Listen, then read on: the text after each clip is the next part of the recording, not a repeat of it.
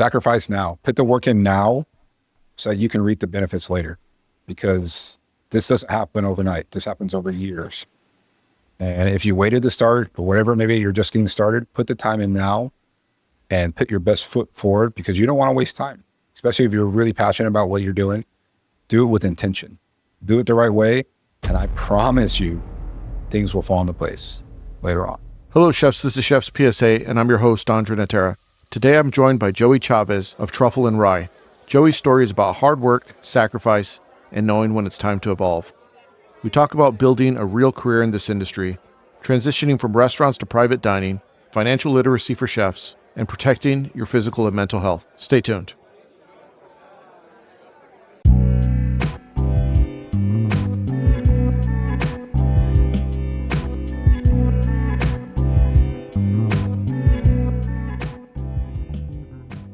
I can't envision myself being a 40-year-old chef working on the line still. Right? But why not? I mean, think where I'm at when I'm 40, I have a certain expectation where my life is going to be at, right? Family, home, my life shouldn't be about working 12 to 14 hours on the line anymore, right? I should have evolved through my career, through life to grow to be, have a bigger vision for myself. Yeah. So, but when you say passion over pay, what do you mean by that? So I think it's the thing you hear, right? Coming up to the kitchens that we came up, is passion over pay. It's, I'm going to go work at the best places possible, and I know I'm not going to get paid. I'm going to barely get paid to survive. Can I pay my rent? Can I have food? Yeah, you need a couple of roommates. Exactly. Yeah. You have 5 dudes living in a 3-bedroom house, right? So at what point, so now you're saying that you need to grow out of that? I think we definitely need to evolve from that. I mean, there's a time and a place for it, right? When you're younger, when you're grinding, when you need to put those hours in, when it's just you. But as you start to grow, you got to see, all right, there's a lot more going on in life. There's a lot more to life than just cooking. Yeah. Right? Again, it's all about who you surround yourself with. I always made a big effort to make sure that I worked for really good guys, because I want to not just learn how to cook for them, I want to learn how to be successful like them. Right? I think that's kind of where, if you're like, oh, all right, like passion over pay. Yeah, I'm going to learn. At some certain point, there has to be like growth, right? That next step, right? You have to start making a little bit of money in life to be able to move up, to move on, to do more. At what point in your career did you think about that when you got into the industry, or was there a certain moment that you said, okay, something's got to change? There was a certain point where it hit me that, hey, something's got to change. I think the biggest point it hit me was when COVID. Yeah. I'm at home for the first time, right? And I didn't have a savings. I fell behind on my mortgage. I fell behind my car payments. I never really prepared myself for a time like that. We're in restaurants. Everybody's always going to eat. I'm just going to be able to live paycheck to paycheck for the rest of my life. It really hit me then when I was like, what am I supposed to do right now? Yeah. Wow. So what happened? We got help from the state, right? We were in Texas, thank God at that point, and we were able to catch up on our rent from that. And then that's when I made the transition from restaurants to private chefing. Yeah. Sticking on the money subject, yeah. If you're a young cook, how do you advise someone right now that's not even thinking about that? The only thing they're thinking about is, I'm out of culinary school and I don't know anything. I'll share a little bit about me. Yeah. Is that I didn't understand anything about money. I grew up in a relatively poor family, in a relatively poor neighborhood. And so when I got out into the world, I didn't even know how to open up a bank account. I was very naive to the world, and I had to learn all this on my own. And not that that's the case for everyone. And keep in mind, this is a long time ago, before we had the internet to explain how everything works, or an AI bot or whatever. Credit card before you even have a bank account? Right. This was hey, I had to walk in with my social security card and my driver's license to get a bank account. Yeah. And my $150 paycheck that I got because I was making $650 an hour or whatever. There are some people still like that are as naive as I was back then. So if you had to start explaining to someone hey, you're a new cook, here's some things that, think about this right now, but as you progress in your career, start evolving your thoughts on that and maybe play the long game. So if you were talking to someone right now, what are some of the things you'd say to us? I would say, what is, something to really think about is what's your long-term goal? Kind of reverse engineer it. You got to think of where you want to get to. I mean, I think maybe I'm different than everybody else. But when I was 18, I kind of had a plan of where I wanted to go with my career. Yeah. So I made sure I stuck to that plan, right? So if I'm approaching an 18-year-old that doesn't know anything fresh out of culinary school, I'm like, man, think about your plan. This is the first thing I want you to do. Where do you want to be? Where do you see yourself in 20 years? Where do you see yourself in 10 years? Where do you see yourself in 5 years? And start building that plan on how you get to those points.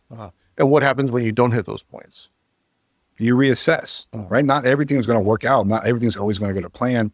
But if you're putting your best foot forward to get there, for me, it happened because I stuck to my plan.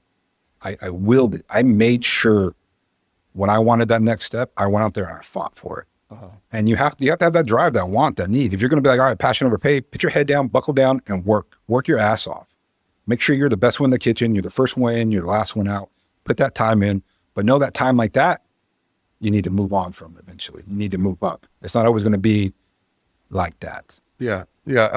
So how long would you advise someone to be in that sort of, that growth mindset of first one in, first one out, put your head down, learn the skills? I would say, depending on your plan, right? Like what's your plan lead you to, where you want to get to? For me, I wanted to be a Michelin James Beard level chef.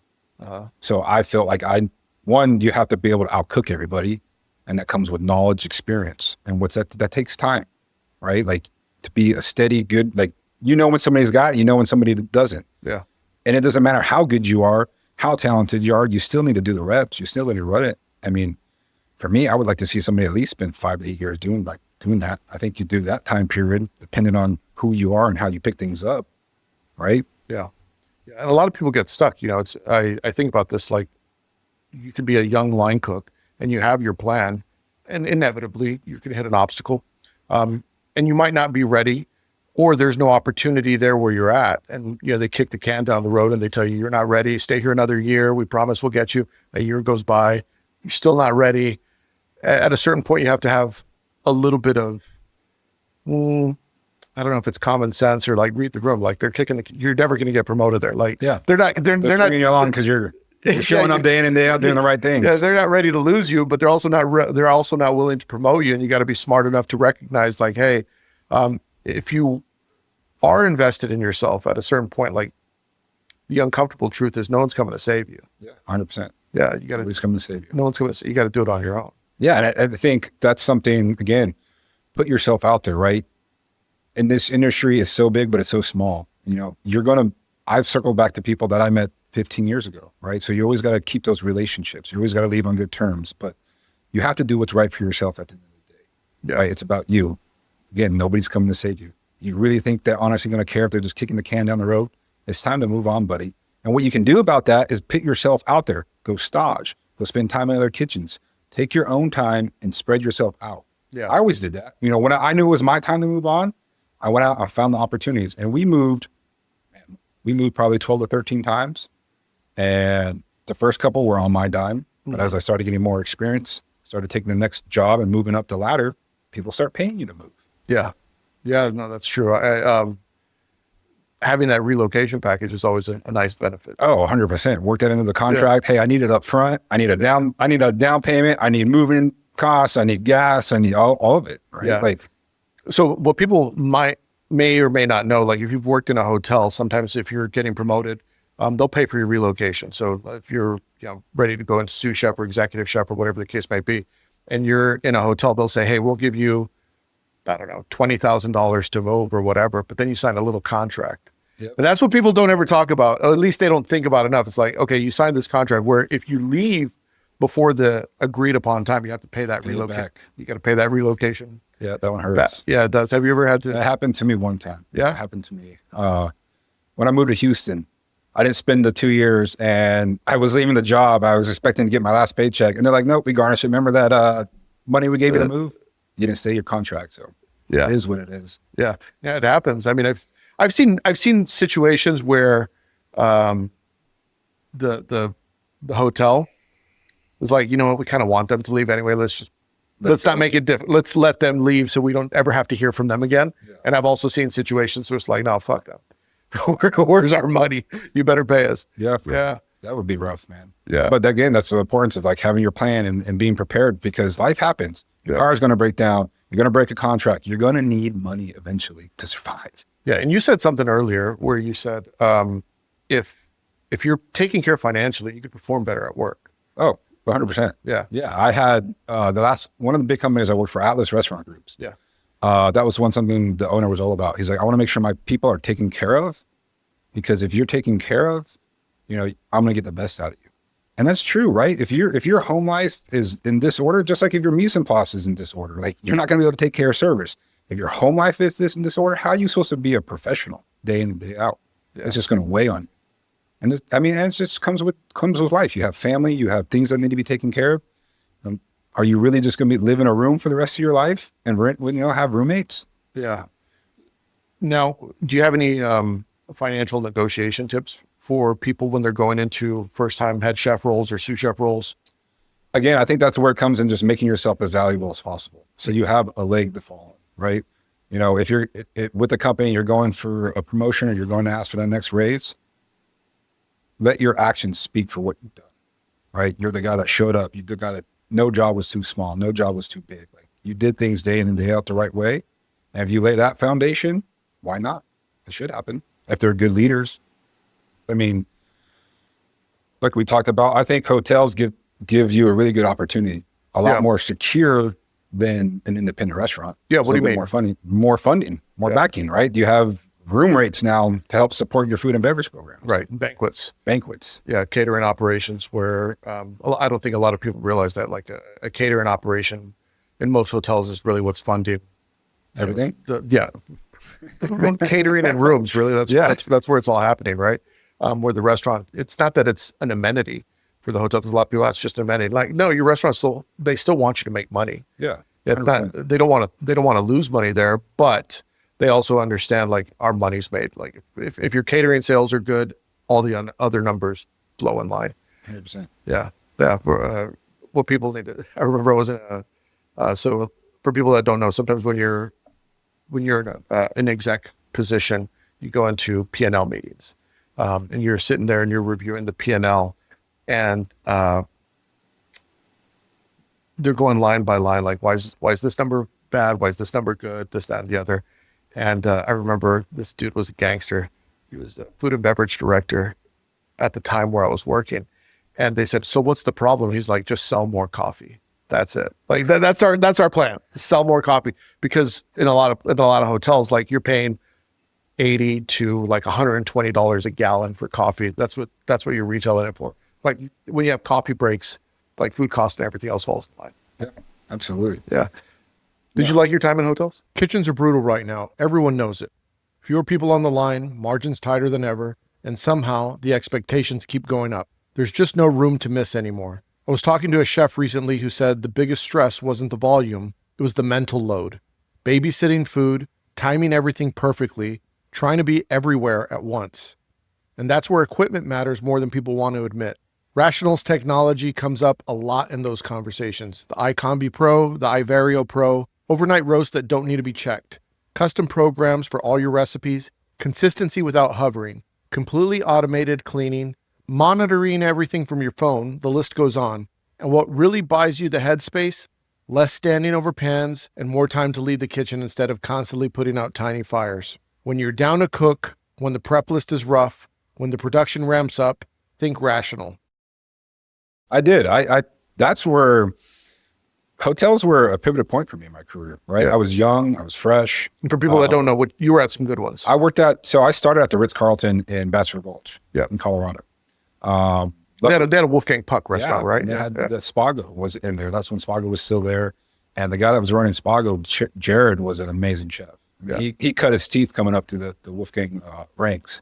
But anyways, getting in there and working at Ritz-Carlton, I started as a cook 3, bottom of the totem pole.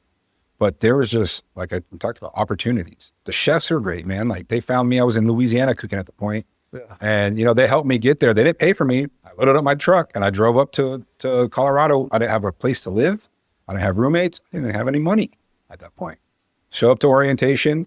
They're great. They took really good care of us. They introduced us. They're like, hey, we know you 4 guys don't have a place to live. Why don't you guys get something together? And they helped us and they found us a place. Yeah. So a lot of support in that aspect. And then once work started, opportunities just fell in my lap. I showed up on time. I did the right things, and I quickly moved up the ranks, which I think is awesome about hotels. It gives you a lot of opportunity, like I said, a lot of security. And if you're in a good hotel, there's good standards, man. Ritz-Carlton is a very high-end brand, and they have standards that they keep. Yeah. You know what I mean? So learning a large operation like that at such a young age, working your way through the kitchen, working your way through the banquet kitchen, the other hotel, it's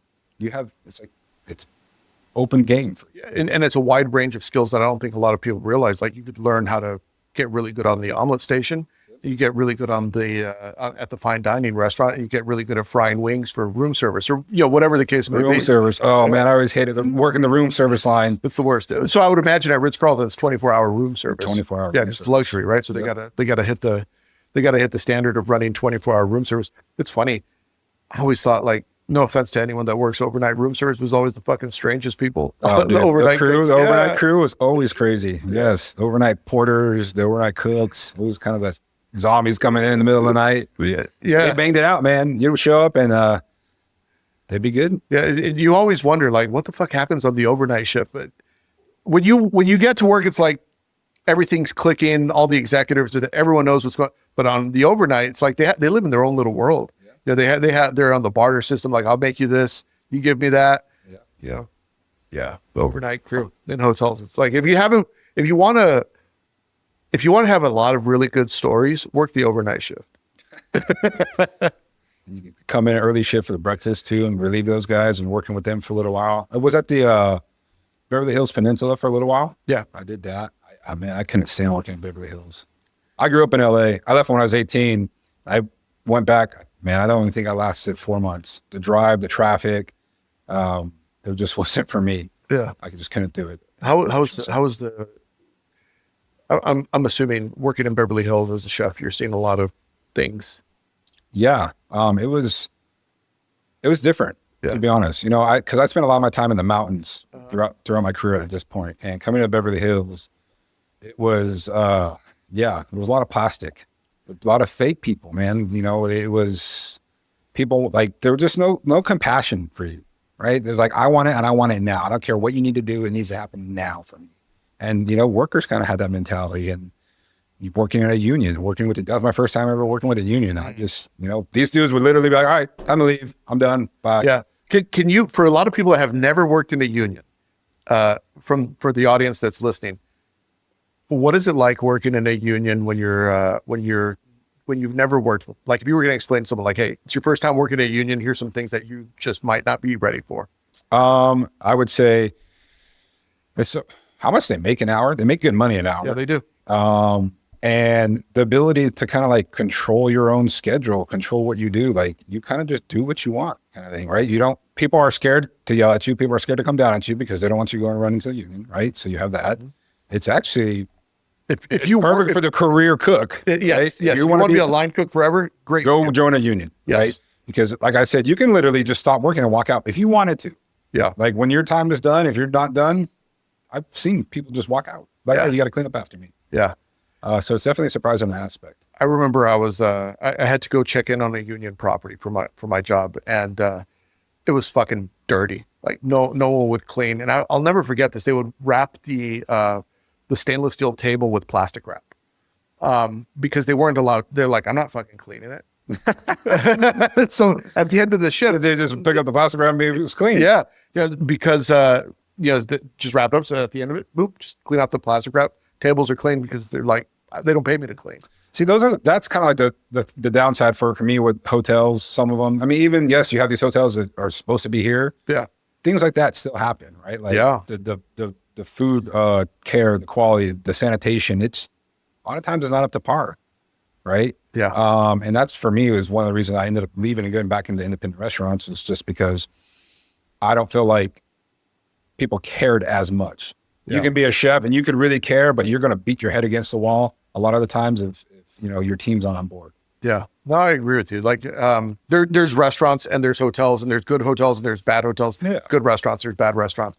But if I was looking at a hotel situation, I would normally tell people, like, if you really want to learn how to cook in a hotel, go to a luxury hotel that's large, that has multiple restaurants. That you go around and do breakfast and you can do banquets and you can do the fine dining or the casual dining. But ideally you want to do that in a place, for me, that's not a union. That's 100%. Yeah, like, stay away from the. yeah. Yeah, no. If If you want to learn to cook, you want to learn to do things the right way, go learn. Yeah, exactly. And that's what happened for me at the Ritz is, I started, like I said, as a cook 3, and one day the sushi guy who was supposed to do it in the great room didn't show up. I was like, hey, I know how to roll sushi. I did, my job before in Louisiana. They're like, all right, go out there and do it. So I'm in the middle of the great room in the Ritz-Carlton rolling sushi. I'm like 22 years old, just like, all right, cool. This is fun by myself for all the people come in skiing. It was a cool experience. And because of that opportunity, that opened the door for me to go to Spago. I ran my own sushi menu every summer. The next 3 years I was there. So again, not saying no to opportunities. Yeah. Right? I want to ask you about your current business, because right now you do a lot of private dining, and I don't have a lot of experience in private dining, and I think a lot of people are very curious about it, especially the money that's made in private dining. So I've talked to people, and I think your margins are pretty good in private dining compared to the typical restaurant. 100%. Yeah. Can you kind of break down what some of the perks are? Yeah. So I think in private dining, right, there's obviously different tiers, and I've been lucky enough to break away into that like ultra high net worth clientele. Yeah. How did you get into it? So I was just a restaurant chef, and a family had mentioned they were looking for a chef, and I interviewed with them and did a tasting at their home and ended up landing the job. So I've been private chefing now for almost 6 years. Okay. So let me ask you this, again, because I don't know a lot about private dining and private chef. When you're getting a job with a family, what do they typically want to eat? And what are you typically prepping in a day? Because it's probably not like restaurant food. It's probably like maybe they're on a strict diet or something. Yeah. It obviously depends client to client, right? What they want, the specific diet. But, a lot of these people want clean, from scratch cooking, healthy food, right? You're not using, no seed oils, right? Using beef tallow, using high end ingredients. As much as possible coming from farms, right? Especially in Texas. I mean, we have access to great beef. We have access to good vegetables. I mean, so I'm sourcing as much as local as possible. Eggs, milk, cheeses. I'm importing olive oils. So these kind of clients, I mean, they want the best ingredients, right? Yep. Even if you're just cooking a chicken breast and a salad, it's really good chicken and it's thoughtful ingredients that are going on the plate. Typical day for me right now, I work 5 days a week for the family, lunch and dinner. So lunch, I'll go grocery shopping in the morning, get whatever I need. I'll start prepping like 8, 9 o'clock. And it typically consists of a nice soup. We'll do a theme, right? So whether it's Mediterranean, Greek, Italian, Mexican, kind of light bites, 2 or 3 bites after the soup. So we'll do like a shared chicken dish, beef dish, salad, and a starch. That'd be like a typical lunch. So it's like that throughout the week. And then dinner? And then dinner. Dinner's kind of the same thing, right? I do all the cooking, all the shopping, all the prep. And then I do all the serving. I set the table, I serve them, I clean, I do all the dishes. So it's a nonstop. So they have a set dinner time. They have set times. At a certain time to have dinner, So family or whatever. So that's completely different than like, doing the private dinners, because when you're private chefing, it's more of a day rate thing. And day rates can be anywhere from $500 to, $2,000, depending on the time of year, chef, whatever that looks like. Right. And that's a specific day rate. Those clients are obviously paying for all the groceries that you're using, and anything else like that. And then when you're doing events, so dinner for 10 at someone's house or something like that. Yeah, dinner for 10. So what I do personally, I charge a per person for food. Yeah. And that can be anywhere from $150 to $300 just for the food. I'll also charge a chef fee, server fees, bartender fees, som fee, whatever kind of experience they want to offer. You got to rent China, you got to charge them. Got to rent, everything. And these people are wanting these 4, 5, 6, 7 course menus in their home. So what I like to do is I'll go grocery shop in the morning. I'll show up to the client's house about 12, and I'll cook everything from scratch. Obviously, if I need to prep some meats, I'll do all that beforehand. But then once I get to the client's house, I'm making the pastas, finishing the sauces, pretty much making everything in front of them. They love that. Right? They're usually in and out of the kitchen all day, smelling everything, tasting it. And by the time dinner comes around, I mean, they're drooling. Yeah. Right? Do you typically go in with help or? No, I do it a lot of times by myself. Yeah. I can do easily up to 18 people comfortably by myself. Yeah. I'll have servers, right? Yes. But anything after that, I want to bring in help. Makes it easier. So from a business standpoint, when you're negotiating with clients on dinner, so you said you have like a $300 menu. Yeah. How many courses is on that $300 menu? We'll probably do 7 courses. Yeah. And again, we're going to use, probably end up throwing truffles on there if they're in season, right? Depending on what season it is, caviar, some kind of really nice Texas Wagyu beef. Yeah. So you want to make sure that they're seeing the value with the high lux ingredients. 100%. These people want to see those kind of things. They want the top of the top. Right. If I'm importing, I can import, fish from Japan, kind of anywhere, wherever I want to do. And when you're building that relationship with the client and you have multiple clients now, do you typically have a set of menus, or is everything bespoke when you're going in? So I personally, again, it will change a lot on the chefs you talk to. Yeah. I personally offer, what I like to do is offer experiences. So everything I do is tailor made to what you guys want to do that night. I don't have set prices. I don't have set menus. I'm creating a menu from scratch for you. We're creating your experience and how you want it. So what are your favorite dishes? What are your favorite desserts? What do you like to eat? What do you guys don't like to eat? Because in this game of private chefing, it really blew my mind of like, a lot of these guys have egos, right? And it's like A lot of which guys? private chefs. Private chefs, got it. Okay, because they're different than you or I. A lot of these guys didn't come up in restaurants. Nowadays, they're that transition, right? Since COVID, a lot of these Michelin level chefs are getting into private dining. Yeah. But before that, a lot of private chefs are kind of self-taught. I started cooking for my friends, and now they're like, oh, I'm a private chef. I'm going to do this. I'm going to do that. Yeah. Right? Or they've been with families their entire career. They never really went the restaurant route. They kind of have egos. Oh, I'm not going to cook that. I'm not going to do that. This is what I want to do. This is how I want to do it. If you got clients that are paying you thousands of dollars a day to be there, Yeah. you want hot dogs and hamburgers for both meals, dude? Let's do it. Whatever you want. I don't care, right? It's about what the client wants. I want to make you happy. Yeah. Leave egos out of it. And what are some of the things that, from a business standpoint, I was talking with someone the other day on the show, Francis Pascal, he runs Vendedor up in Chicago. And he was saying, some advice for people is like, always have a contract. Yeah. Yeah. Always have always get a certain percent up front and, the rest of it a couple of days out.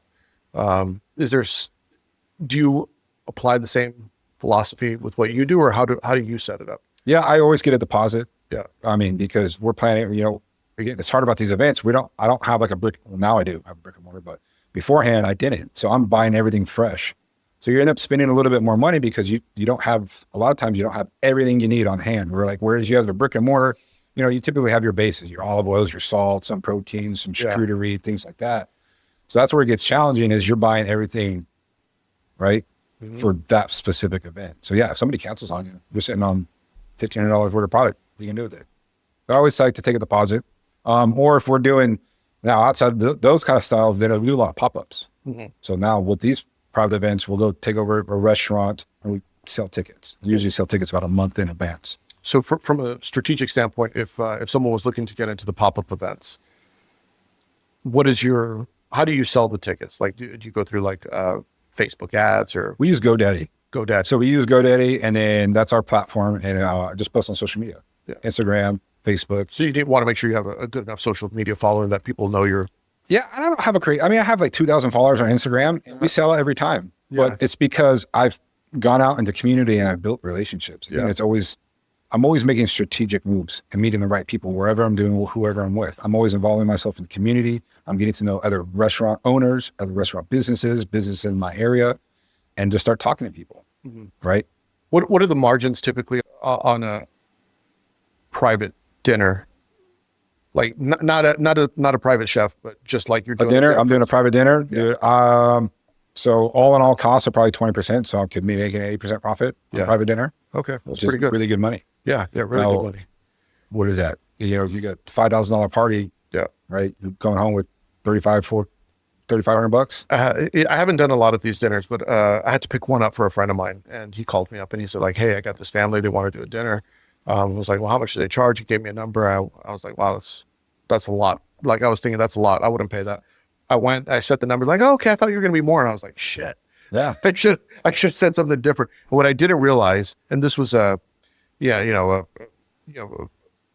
was a company thing that they were doing. Okay. So this was like their company Christmas party or whatever. Yeah. So it's like they could pay more. Oh yeah. Yeah, because it's like they're not paying for it. Their company that they own is paying for it. It's a tax. That's why you got holiday rates, man. Yeah. Rates go up during the holidays. It gets more expensive. It's double the rate during that time. You got chefs that will charge $2,500 just for their chef fee for those. Yeah. That's what I realized is like, okay, and I have a chef fee for things that I do, but there's always a chef fee, an appearance fee or whatever, right? 100%. Yeah. I mean, and being able to work in these different areas, like go up to Aspen, Vail, those Telluride, those chefs are racking it in, man. Yeah. Minimum $2,000 day rate. And then these guys will work 60, 90 days in a row like that. Yeah. I don't know if this is true, but someone told me, a chef friend of mine that lives up in Aspen, said that there's more billionaires in Aspen than anywhere else in the country. I think it's Telluride. Yeah. The joke, this is what I've heard. No, I'm not a billionaire or a millionaire. Yeah. But the millionaires go to Aspen, the billionaires go to Telluride. There you go. Yeah. Yeah. And I guess if you're the private chef, follow the money, right? Follow the money. Yeah. That's right. Yeah. No, but I think once you get to the pop-ups, Yeah. pop-ups for me weren't that profitable. No. I barely would make a couple hundred. We would bring in $5,000 for an event, but I would make myself take home maybe $200 or $300 a lot of times. Why are they not profitable? So for me, again, it was about the experience. Yeah. I was doing this for fun because I'm just kind of crazy. I like doing things. I like learning. I like pushing myself. I like creating experiences, and I wanted to get more involved in my community. So what I'll do is I'll bring in local businesses for the first hour, let them set up shop. We'll do like a sip and shop. Yeah. Go around, shop, buy stuff. I'll do past hors d'oeuvres. We'll have some liquor. The local restaurant where we're hosting the pop-up, they'll get all the alcohol sales. And then I'm usually bringing all the product in. I'm bringing all the wine in. I'm bringing all the booze in. I'm bringing all the food in. So that costs a lot. I'm not tapping into any of the restaurant stuff because it's not mine. And then I'm paying all my staff to come. I'm paying my som, I'm paying a manager, I'm paying servers, I'm paying cooks. So I'm paying everybody good wages too because I respect my team and their time. For me, it was more about creating the experience, but also marketing myself. Mm-hmm. And the relationships I built throughout those pop-ups have now led me to open up a brick and mortar. So maybe we play a little game. Okay. You've worked in restaurants. Yep. You've worked in hotels. Yep. And private dining. Yep. Okay. So with one word answers. Yep. If I ask you the question, like which one was the best food wise? Ooh, on the day-to-day food wise? Day to day. Restaurants. Money. Private chefing. Fun. Depends on the fun. Restaurants is that crazy party fun. Private dining is like I'm traveling the world fun. So you got two different aspects. Okay. Hard work. Private chefing. Creativity. Private chefing. Learning, like entrepreneurial skills. Private chefing. Yeah. For sure. Social aspect of the cooking world. The cooking world? Yeah. Restaurants. Restaurants for sure. Yeah. I feel very disconnected from the restaurant world. Yeah. Since becoming a private chef. Wow. And if there was someone new coming into the game and they're looking at this fork in the road with three lanes of hotels, restaurants, and private dining, and they don't know where to begin, could you give like a sales pitch for each one? Yeah. Like here's what you would get for private dining. Here's what you get from hotels, and here's what you're going to get. This is a person that's trying to debate where they want to go with cooking. They're brand new and they're like, which lane should I go? I honestly think restaurants should be the first. Yeah. That's where you're really going to learn to cook because you can't be a private chef if you don't know how to cook. Yeah, you can cook at home and you can call yourself a chef and throw parties, but do you really know how to cook? So the lessons you learn in the restaurant world, right? That's where you're really going to learn to cut your teeth, cut your work, hard work, grit, team player. All those carry on throughout everything else. That's a great foundation. Mm-hmm. Start as a cook, get a strong base, get an understanding, maybe even just spend a year or two in restaurants. Go over to hotels, continue to learn to cook, continue to learn to grill. Now you're learning about operations. Now you're getting more responsibility in a bigger place. Now you're maybe working through a couple different restaurants, banquets, in-room dining. You're getting a little bit more experience. Maybe you get promoted to sous chef. Great place to have on your resume. I was a sous chef at the Ritz-Carlton.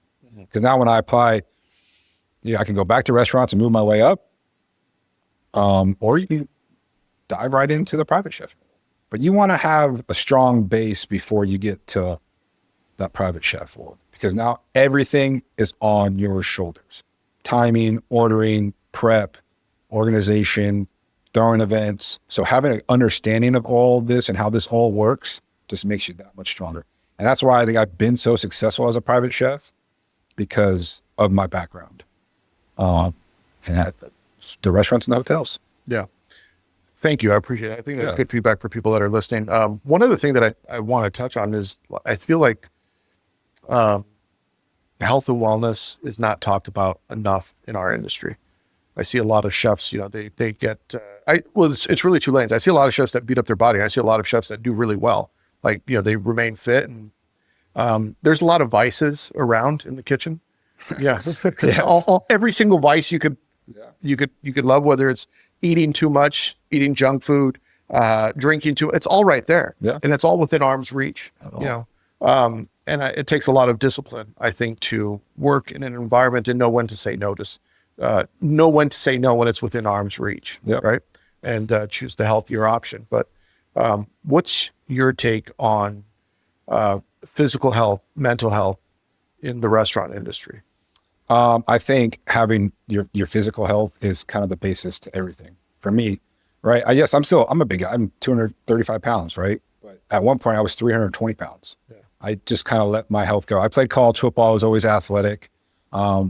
But that was a crutch. I was like, I played college football. I'm good. Like, whatever, I can drink, I can eat, do whatever I want. I don't need to work out. Then next thing I know, 10 years later, I'm 320 pounds, right? And 28, 29, 30, like, that's not healthy, So that like your physical health truly, I think, plays into mental health, and that plays into everything, obviously. How you perform at work, how you perform for your family, your friends, whatever it may be. If you're not physically there, you're just not going to be able to perform at a high level. And this job, we're on our feet all day. Your body's going to eventually break down.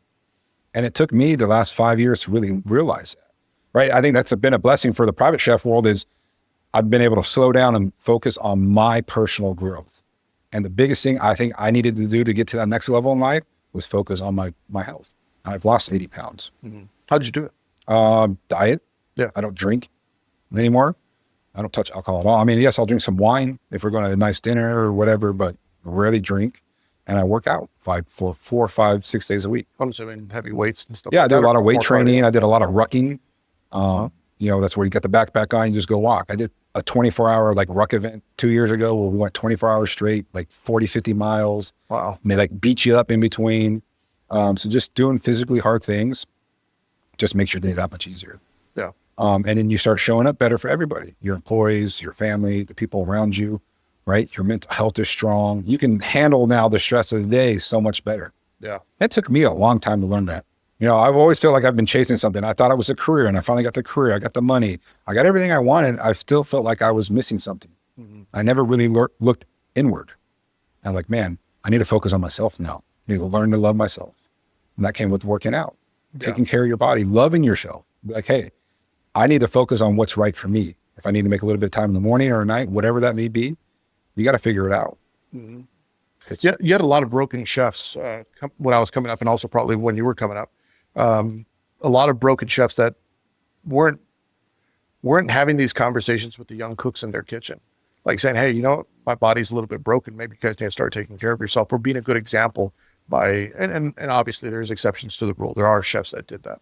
But I think now it's much different. I think, chefs like yourself, a lot of other chefs, James Avery's a friend of mine, has been on the show before. He's really big into fitness. I think a lot more chefs are now doing that and being a positive example for the rest of the team and the people that they work with, and showing hey, you need to start taking care of yourself. And when the young cook comes in and sees, that the chef takes care of themselves and creates an environment where you could be healthy, and being healthy is respected and it's not frowned upon. I remember they'd make fun of you if you went to the gym.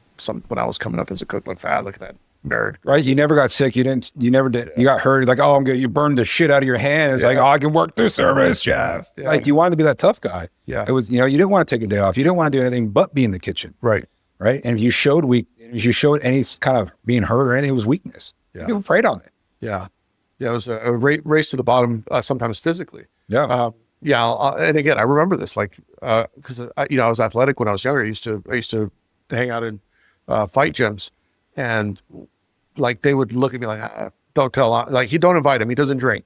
Like they would almost, kick me out of the cool kid club in the kitchen. It's like, no, he doesn't drink. He doesn't like that weirdo. fun. Yeah. He's the weirdo that likes to work out. Yeah. But I will say, because of those years that I was physically active and I didn't drink, it did allow me, it allowed me to focus at work. And it also allowed me to have a long, healthy career where, of course, like my knee sucks and my shoulder sucks and my back sucks, but I think it could have been worse, if I didn't exercise. Yeah. And again, like you brought up a good point of being that example. Yeah. Right. You're that example. If chef who has a family, has bills, has all these things, is making time for himself to work out and running the restaurant, I could do that. Yeah. And then for me personally, I like being that inspiration. I'm all about lifting people up around me now. I'm trying to be a positive influence on my community. That's why we open up a brick and mortar. I want to elevate people around me. Yeah. I want to be like, hey, you can be a good person and be a chef. You can still work out and be a chef. You can still have a life and be a chef. Oh, guess what? You can also make really good money and be a chef. Tell me about the brick and mortar. Yeah. So it's called Truffle and Rye. We're open in Richmond, Texas. It's a cafe. It started out as a cafe, breakfast and lunch. Really thoughtful on ingredients. So, right, throughout all my travels as a private chef, I've kind of brought all that back to Richmond. Yeah. Right. When you travel the world, you see what people eat and what they do, and it's just fresh ingredients. It's nothing crazy. Yeah. Everything is not processed, right? It's made right there. It's grown right there and eaten fresh. So I've taken that approach to the cafe. We've imported a lot of goods from the Mediterranean, olive oils, pastas, sauces. Our charcuterie is all small batch made. Our breads are all baked locally by cottage bakers. This one woman has her 85-year-old sourdough, right? She's doing all of our pastries. Our cookies have sourdough in them, our brownies, muffins. She's making sourdough croissants. And then again, our skitada style bread, we're gonna do those style sandwiches, right? We get that locally made as well from some crazy German baker who used to make it in New York. What was the bread called? The skitada. Skitada. What is that? That's like a pizza bianco, right? Okay. Do you know like the Romanian style pizza? Yeah. It's like that style, Okay. right? So we're using that for our sandwich bread. Wow. Yeah. So That's cool. I got like a sandwich on there called the pig. It's pistachio mortadella, stracciatella, pistachio pesto, for sure. Coda with like a truffle honey on one of them. The bread makes the sandwiches, man. It's really good. I do like that style of pizza, by the way. Yeah. Yeah. Pizza's good too. Yeah. Shit, that sounds delicious. I'm hungry. So we're going to do those things, right? We're also going to have a cool wine market, right? Wines that a lot of people take pride in, like selling Texas wine. I'm not a big fan of Texas wine.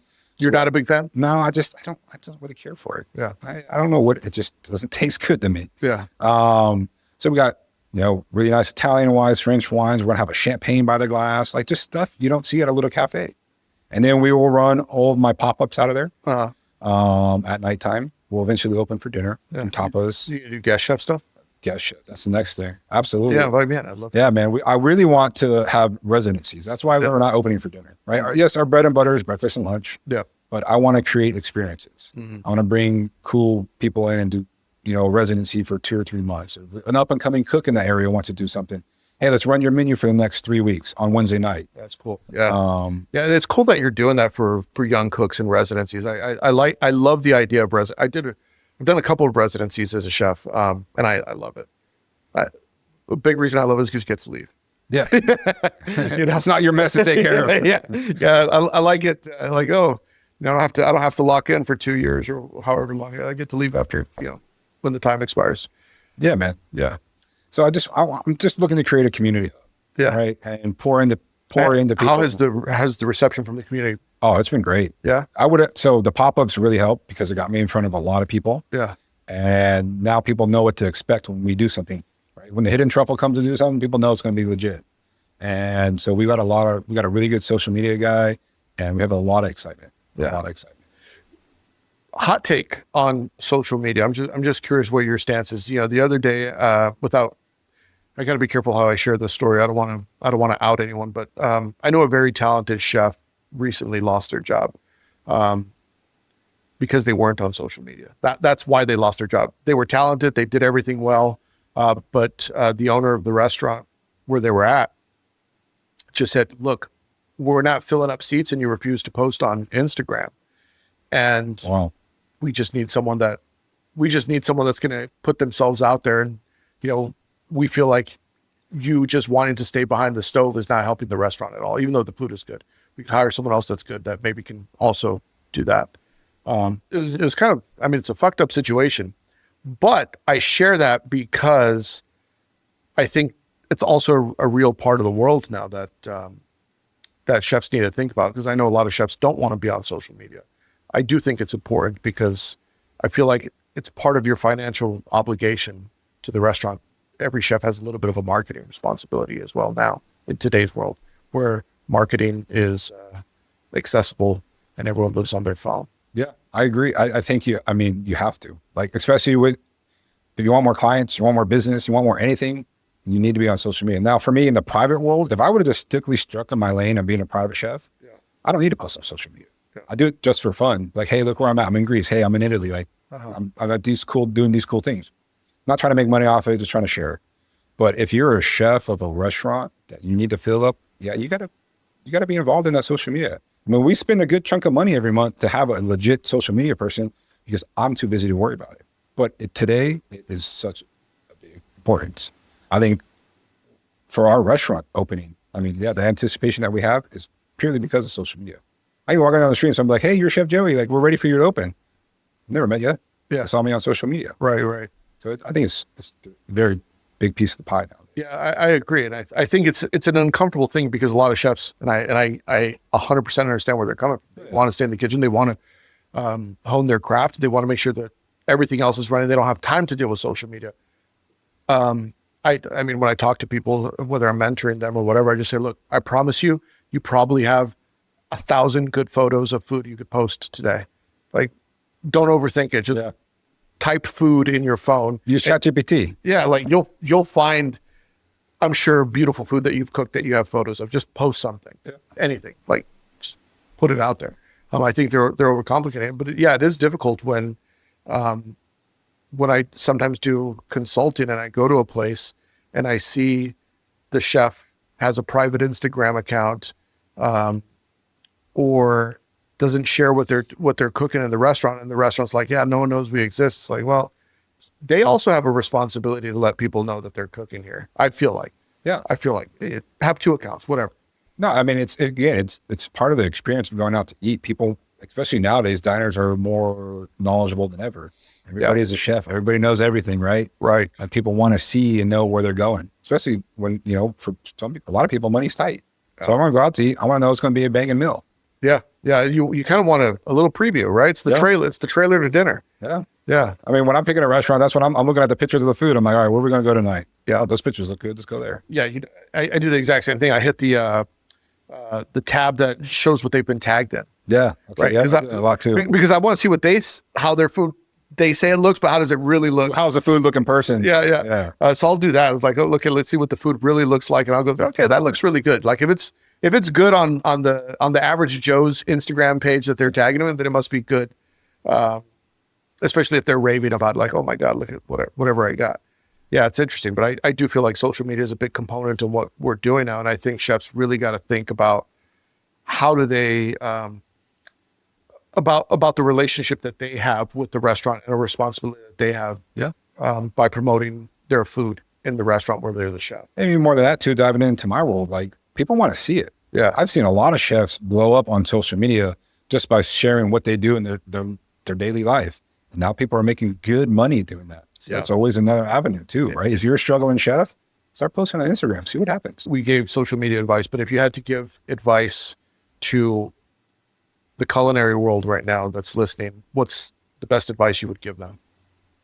Sacrifice now. Put the work in now so you can reap the benefits later, because this doesn't happen overnight. This happens over years. And if you waited to start or whatever, maybe you're just getting started, put the time in now and put your best foot forward, because you don't want to waste time, especially if you're really passionate about what you're doing. Do it with intention. Do it the right way. And I promise you, things will fall into place later on. It may not seem like it now when you're in the thick of things, but if you stay true to yourself, stay true to being a good person, and stay true to working hard, it's going to play itself out.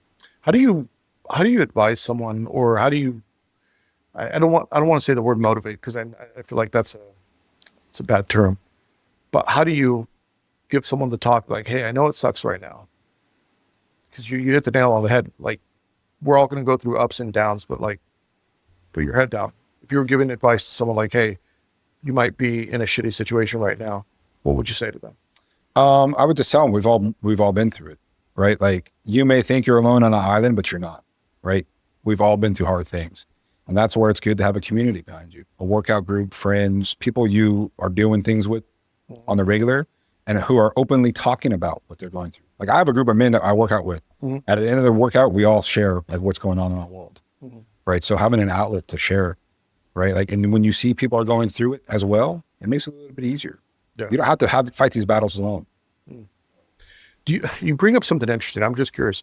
I'm assuming you have a friend group of chefs and you have a friend group of non-chefs. Did you always have that? Yes. You did. Yeah, I've always kind of had that, like that, you know, my people, my muggles, we call them, the regular people, right? And then the chef people. Yeah. Yeah, I've always kind of, I mean, I'm friends with everybody. I found it hard. You know, I had my gym friends. It's hard to mix them. They don't mix. Because your chef friends, you guys love to talk about chef shit, right? Yeah. We're always talking about, it doesn't matter where we're always talking about work. And when you try to bring somebody in that circle, it's like, what the fuck are you guys talking about? Yeah. Are you talking about work all the time? Yeah. You're right. It's very different. Like my chef, I have my chef group friends and then my non-chef group friends. And there was a point in time where I had my gym friends. Yeah. And they were great. But then I stopped working out for a number of years and I didn't have that. I only had my chef friends for a number of years. Like, it was like a 10-year stretch where this was my only friend group. Yeah. And I remember I had a very difficult time transitioning back into the civilian world, because like, I can't have a conversation with you unless it's about like, did you see this? Did you read that? Did you watch this? That's what I feel like that? getting into the private chef. You know, I felt alone. I did for a while, because I go from running a 40-person team with 5 chefs under me, and, you know, being in the chef world, and now I'm literally by myself day in and day out. So after year 1, it got pretty lonely, and that's where working out came in. Chef, well, I appreciate you jumping on the show, but I typically have some closing questions that I like to ask people. If you had your Mount Rushmore of chefs that are out there in the world, who do you think should be on Mount Rushmore? Mount Rushmore. Let's see. I would say Thomas Keller, obviously, because he's Thomas Keller. Any good kitchen you go into, somebody has worked for him at one point in their career. Wolfgang Puck. I really enjoyed working for those guys, and I think what Wolfgang Puck started with California cuisine and everything he does, people still copy his salmon pizza till today, right? Wolfgang Puck laid a huge foundation. So for me, Wolfgang Puck. And Spago was like, Spago. It's still great, but I mean, it was like, if you didn't grow up in the 80s and 90s, like, I don't think you realize how big Spago was. Like, it was the restaurant. It was the only restaurant people would talk about. 100%. Yeah. So yeah, Wolfgang Puck, I think, has to be up there. Who wouldn't want to be, I mean, the empire he's built, like, come on. And then one person would be, is not Charlie Trotter. Yeah. I have a lot of his cookbooks, a lot of his foundation. What's your favorite one? I don't remember the name of it. Which color is it? It's like the brown. Oh, it's the meat and game. Is that what it is? Is it? Yeah. Yeah. Yes, it is. Yeah. Because I'm a huge meat and game person. Cook a lot of it. So yeah. Charlie Trotter's books are the best. yes. Yeah. And then is that 4? No, you got one more. 3. Yeah, you got Trotter, you got Thomas Keller, you got Wolfgang. One more. Oh man, a personal favorite of mine, just because he I don't think I would be where I'm at without him. Arthur Durham. Okay, who's that? He's a guy from Louisiana. A guy we learned to cook from. Yeah. This guy is probably one of the most underrated chefs, just because he's in a small little town in Louisiana. Owns his restaurant, 40 people a night maybe. Mediterranean white linen cloth, does everything. Owns the restaurant, runs it, does all the cooking, does all the wine, does all the serving, does everything. He is an amazing chef, and that's who I learned to cook from. I would not be the chef I am if it wasn't for working for him. When you're in your kitchen and you're setting up your station, like what is the all-purpose salt for seasoning everything? All-purpose salt. So I've really been liking this Fleur de Sel from France. I came across it when we were in Corsica. I can't remember the name of it, but it has a corkscrew top, and it's a red label. But I've been using that. I think the caramelization it gets on meat, when you're cooking meat, it's like not overpowering, just like the perfect amount of seasoning. Because a lot of these clients don't like heavy salt. Yeah. So I don't really use a lot of finishing salt. Okay. So I kind of cook. It's a little bit thicker of a course, Uh-huh. and I use it to cook with a lot. And do you have like a finishing acid that you prefer? Yeah, I like to use a lot of vinegar. Yeah. Red wine vinegar. Yeah. A specific brand you like? I really like Rosa. Rosa. Yeah. Yeah. Yeah, I think it's some great vinegar. Okay. I make a lot of dressing, marinades with it. Yeah. Yeah.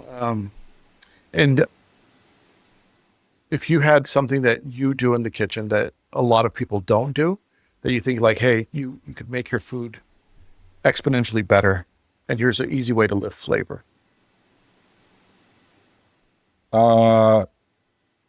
Layer seasoning. I think a lot of people don't do that, right? Season as you go. Like if you're building a soup, season in different layers, right? Yeah. Season when you're sauteing your vegetables, season when you're doing your searing off your protein. I think a lot of people try to add salt at the end. Yeah. And you don't get a lot of depth, right? Even like seasoning your pasta water when you're cooking pasta, like there's layers to seasoning. Yeah. So I think that helps build a lot of flavor. And taste along the way, right? Yeah. 100%. Always tasting your food. Yeah. Yeah. It's amazing how people just don't taste their food.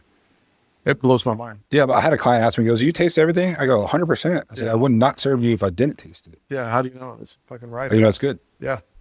Yeah. And it's such a simple thing. And like we all know, taste your food, but you'd be surprised, especially like when you're a young cook and like taste this, like, oh, I don't eat eggs. I don't eat fish.